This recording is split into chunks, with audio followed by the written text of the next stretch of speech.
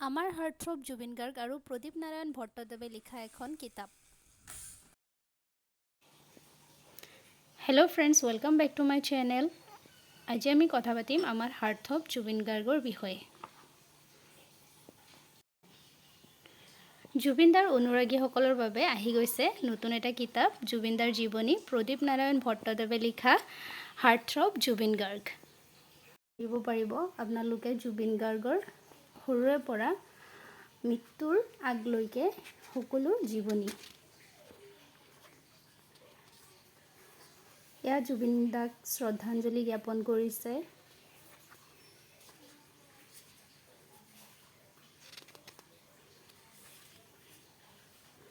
সূচীপত্ৰত আছে জুবিনৰ জন্ম আৰু শৈশৱ, জুবিনৰ শিক্ষা জীৱন, জুবিনৰ সাংসাৰিক জীৱন, বিভিন্ন ৰূপত জুবিন গাৰ্গে জীৱনকালত লাভ কৰা বঁটা বাহন কিয় সামৰি ল'লা যুগজয়ী কণ্ঠ, অন্যান্য কণ্ঠৰ অধিকাৰী জুবিন গাৰ্গ, চিৰস্মৰণীয় জুবিন গাৰ্গ, অসমৰ শিল্পী জুবিন, প্ৰেম সামাজিক চেতনাৰ ফিৰিঙতি জুবিন, নৱপ্ৰজন্মৰ সংবেদনশীলতাৰ শ্ৰেষ্ঠ প্ৰতিনিধি, প্ৰকৃত শিল্পী জুবিন এটি অমৃত কণ্ঠ।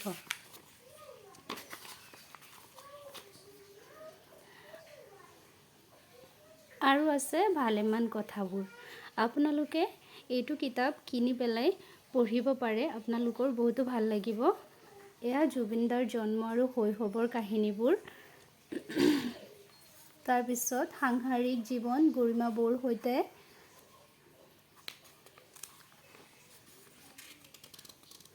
খেয়ালী মনৰ Zubeen, face in the মিৰৰ of heart.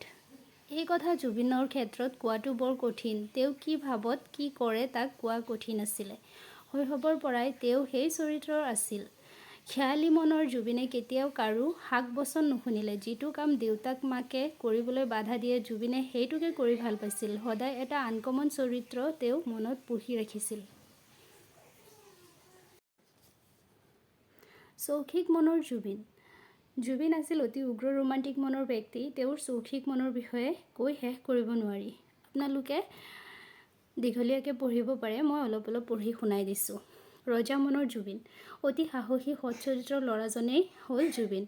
কালৈকো কেৰেপ নকৰা সাহসেৰে সন্মুখত ক'ব পৰা জুবিন জীৱিত কালত ৰজাৰ দৰে সমুখ সমৰত সদায় অন্যায় অনীতিৰ বিৰুদ্ধে যুঁজি গ'ল। ৰজায়ো যাক ভয় কৰে সেইজনেই জুবিন। জুবিনৰ সন্মুখত ৰজায়ো প্ৰজাৰ দৰে নতশিৰ হয়, অন্যায় কৰিবলৈ গৈ থমকি ৰয়। জুবিন অসমবাসীৰ মনত ৰজা। তেওঁ সংগীতৰ সম্ৰাট, কিং অফ মিউজিক, সুৰৰ সম্ৰাট। দাৰ্শনিক মনৰ জুবিন গাৰ্গ কোনো দৰ্শনৰ ছাত্ৰ নাছিল, কিন্তু হাড়ে হাড়ে হিমজুৱে আছিল এগৰাকী সফল দাৰ্শনিক।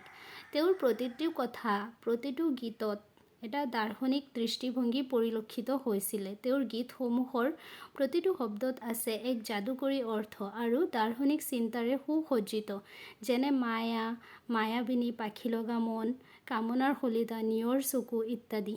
একোটা দাৰ্শনিক চিন্তা চৰ্চাৰে পৰিপুষ্ট শব্দ। প্ৰতিবাদী মনৰ জুবিনক অসমীয়া সমাজে এটা কাৰণত সদায় মনত ৰাখিব লাগিব। সেইটো হ'ল অসম আৰু অসমীয়াৰ কাষত থাকি চৰকাৰী অন্যায় অনীতিৰ বিৰুদ্ধে তেওঁ সদায় মাত মাতিছিল আৰু বজ্ৰ কণ্ঠৰে প্ৰতিবাদ কৰিছিল। সেয়া লাগিলে কা আন্দোলনেই হওক বা অথবা হিন্দু বিদেশী সুৰক্ষাৰ বিৰুদ্ধেই হওক, সকলোতে সমানে প্ৰতিবাদ কৰি গৈছিল। য'তেই জুবিন আছিল তাতেই ৰাইজ। কাৰণ সকলোৱে বুজিছিল যে জুবিন মানে এগৰাকী সফল সৈনিক, যাৰ কোনো স্বাৰ্থ নাই, যাৰ কোনো ধৰ্ম নাই, যাৰ কোনো জাতি নাই। সকলোৰে পক্ষত থাকি তেওঁ সাহসেৰে প্ৰতিবাদ কৰিছিল।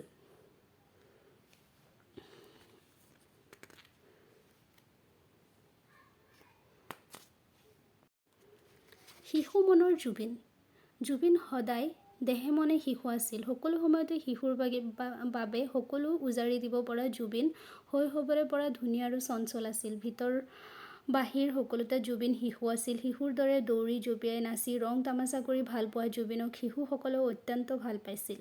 শিশুৰ লগত থাকিলে তেওঁ উদ্দেশ্য সকলো পাহৰি গৈছিল। সেইকাৰণে তেওঁ শিশু আৰু শৈশৱক লৈ গীতো ৰচনা কৰিছিল। সেই গীত আছিল আৱেগমধুৰ। তেওঁ কেতিয়াও শৈশৱৰ মধুৰ স্মৃতিবোৰ পাহৰিবলৈ চেষ্টা নকৰিছিল। শিশুৰ দৰে তেওঁ পশু পক্ষী, গছ লতিকা আৰু তৰু তৃণ আদি সকলোকে হিয়া খুলি মৰম যাচিছিল। সেইকাৰণে বোধ হয় অমাতা জীৱ জন্তুবোৰেও সাহসেৰে জুবিনৰ ওচৰ চাপি আহিব পাৰিছিল। জুবিনে জীৱনকালত শিশুৰ দৰে ভাল পাইছিল বান্দৰ, কুকুৰ, বিবিধ পক্ষী, বৃক্ষ আদি সকলো। আৰ্তজনৰ বাবে জুবিন। মানুহক ভগৱান বুলি ভবা জুবিনে তেওঁৰ 52 বছৰীয়া জীৱনকালত সদায় আৰ্তজনৰ কাষত সহায়ৰ হাত হিচাপে মৃত্যুৰ আগলৈকে থাকি গ'ল। অনবৰতে তেওঁৰ ওচৰলৈ মানুহৰ সোঁত বয়, কাকো এষাৰ টান কথা নকয়। এয়াই তেওঁৰ মহানতা। কেতিয়াবা তেওঁক বিচাৰি ভিতৰচৰা পায়গৈ। জুবিনে ধেমালিৰ চলেৰে যদি সোধে, তেতিয়া উত্তৰত কাষ চাপি অহাজনে কয়, ভাল পাওঁ বাবেই সোমাই আহিলোঁ, টোপনিৰ মাজতো তোক অসুবিধা কৰিলোঁ। জুবিনে হাঁহে আৰু কয়, মোক যেতিয়া ইমানেই ভাল পাওঁ, গতিকে শুই থাকিলে নহ'ব, তোৰ বিষয়ে শুনিব লাগিব, অভাৱ অভিযোগবোৰ জানিব লাগিব। এয়া আছিল জুবিনদাৰ দৰদী চৰিত্ৰ। সদায় দুখীয়াজনক সহায় কৰি ভাল পোৱা জুবিনৰ মহানুভৱতাই সকলোকে তেওঁৰ ওচৰলৈ আকৰ্ষিত কৰিছিল।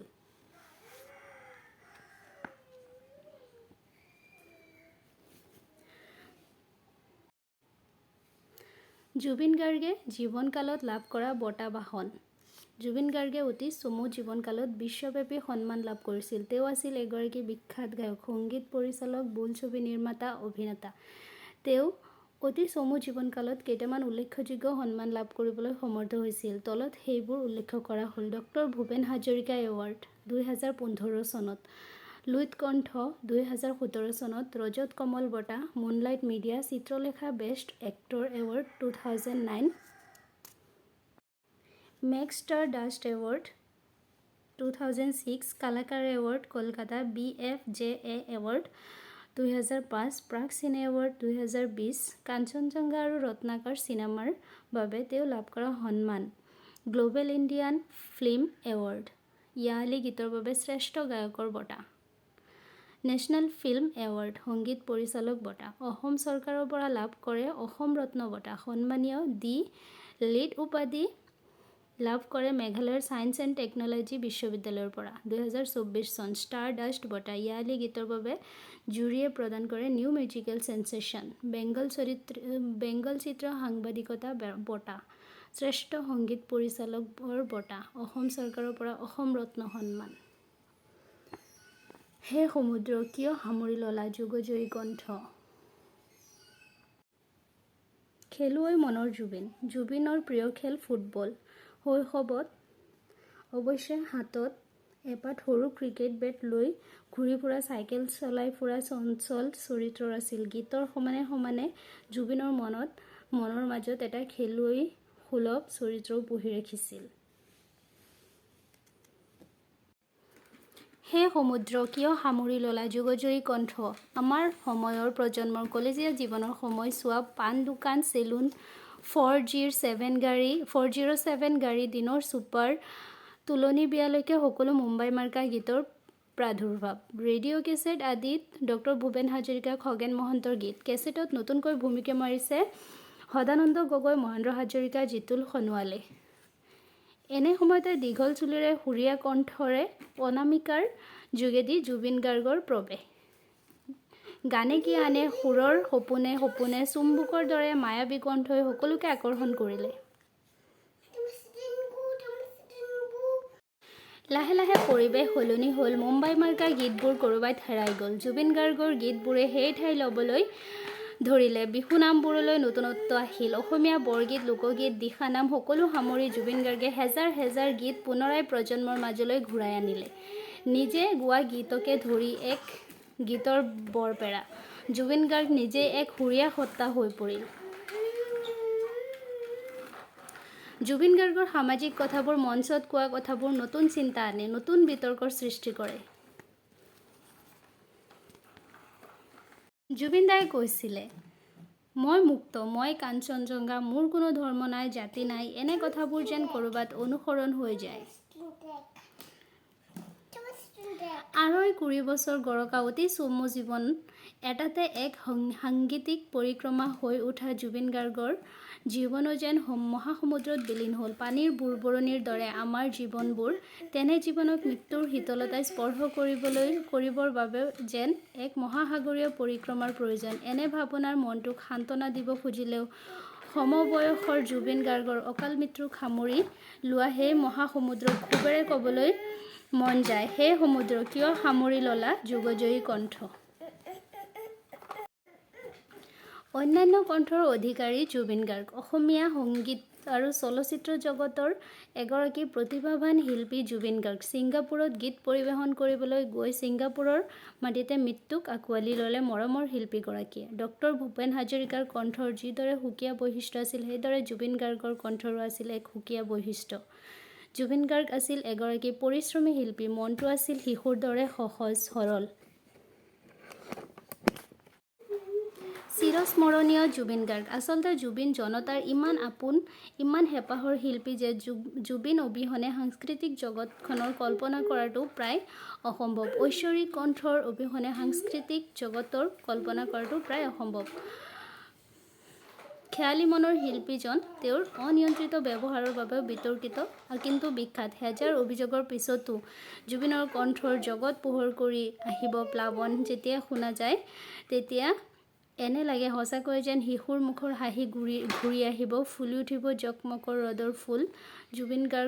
জুবিনৰ চাগৈ জীৱনৰ ঈৰ্ষণীয় সফলতাটোৱেই হৈছে যে প্ৰজন্মৰ পাছত প্ৰজন্মই তেওঁলোকৰ হৰ্ষ, বিষাদ, স্বপ্নভংগ, উন্মাদনা, হতাশাৰ প্ৰতিটো স্বৰধ্বনি জুবিনৰ গীতত শুনিবলৈ পাইছিল।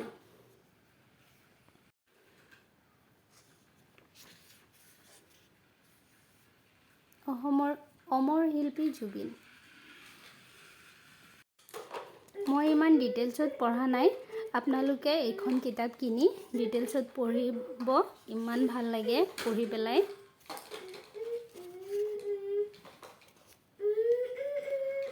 জুবিনদাৰ লাইফৰ সকলোখিনি ইয়াত সোমাই আছে। জুবিনদাৰ জীৱনী হয় এইখন।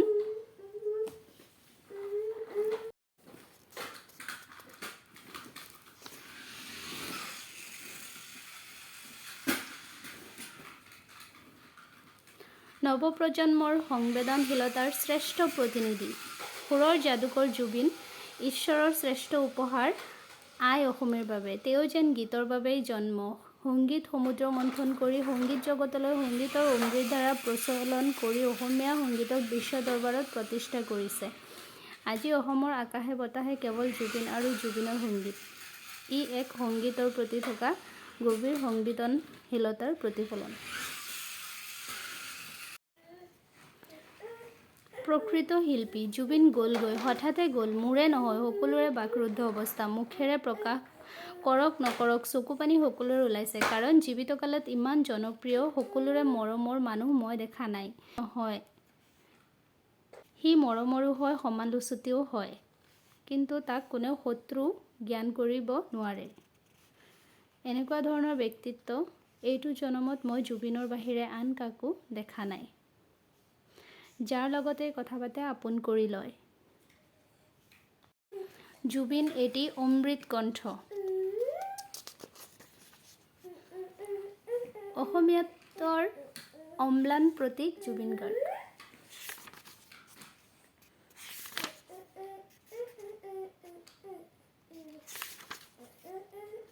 এন্ধাৰ হ'ব নোৱাৰে।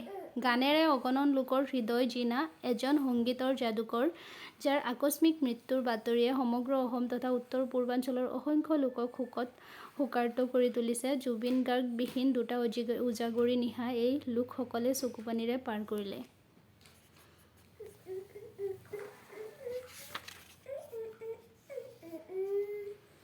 আজি যেন সূৰ্যাস্তৰ ধূলিয়ৰী সন্ধিয়া। অন্যান্য প্ৰতিভাৰ স্বাক্ষৰ জুবিন গাৰ্গ। অসমৰ শিল্পী জুবিন গাৰ্গ।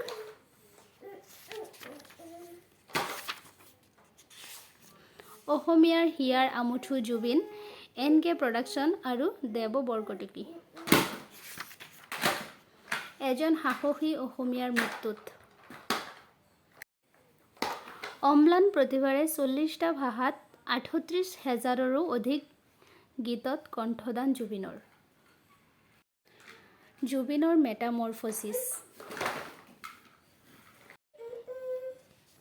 জুবিন গাৰ্গৰ বিভিন্ন এলবাম। জুবিনদাৰ প্ৰথমটো গান অনামিকা, অনুৰাধা, মায়া, আশা। জুবিনৰ গান মেঘৰ বৰণ, পাখি, ৰাংঢালী, সপোন, হিয়া মন, শিশু, চান্দনী ৰাত, চান্দা, ইউহি কভি। জুবিনদাৰ মায়াবিনী যিটো গানে পৃথিৱী কঁপাই তুলিছে সেইটো গান মায়াবিনী তোমাৰ বুকুত। সোণেৰে সজোৱা পজা, অনুৰাধা অনুৰাধা, বিচৰা মৰম, নায়ক হ'ব খুজি, মনলৈ উভতি আহে লৰালি, অমানিশা সাৰে আছা, মাজুলীৰ এজনী ছোৱালীয়ে দুখ পালে, শান্তি দিয়া মুক্তি দিয়া, পাখি পাখি এই মন। এইখন কিতাপত এই সকলোবোৰ ধুনীয়া ধুনীয়া গান সন্নিৱিষ্ট হৈ আছে। প্ৰদীপ নাৰায়ণ ভট্টদেৱে লিখা এইখন এখন ধুনীয়া কিতাপ জুবিনদাৰ জীৱনী। আপোনালোক সকলোৱে পঢ়ি চাব, বহুত ধুনীয়াকৈ লিখিছে তেওঁ। মোৰ পঢ়াত যদি কিবা ভুলভ্ৰান্তি হয় আপোনালোক সকলোৱে ক্ষমা কৰিব। জুবিনদাক অন্তিমটো শ্ৰদ্ধাঞ্জলি। Thank you so much for watching. Please subscribe my channel.